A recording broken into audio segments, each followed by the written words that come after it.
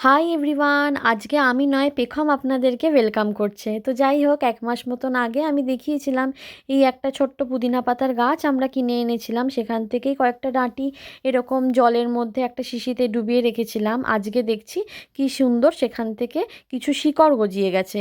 এবার এটাকে বড় একটা টবে ট্রান্সফার করার পালা। তো আজকে ভালোই রোদ মতো উঠেছে, তো সেই জন্য পেখমের বাবা বাগানে এসেছে, মাটিটা তৈরি করে নিয়েছে একটা টবের মধ্যে।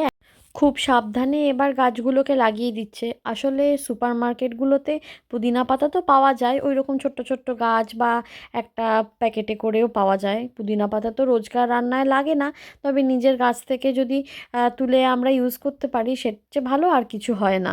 আর সেদিনকে আপনাদের দেখালাম না যে পুদিনা পাতার চা খাচ্ছিলাম, ওরকমও বেশ একটা দুটো পাতা গরম জলের মধ্যে ফেলে দিলে ভালোই লাগছিল খেতে। এই গাছটাতে বেশ টিউলিপগুলো ফুটতে আরম্ভ করেছে, আর এইখানে তো কিছু টিউলিপের কুঁড়িও ভালোই এসেছে। যখন সবকটা গাছে একসাথে টিউলিপগুলো ফুটবে কি দারুণটাই না লাগবে। যাই হোক, পেখমের বাবা কাজ করছে, আর এখানে পেখম কিন্তু বসে রোদ পোয়াচ্ছে আর বাবার কি কাজ করছে সেটা তদারকি করছে।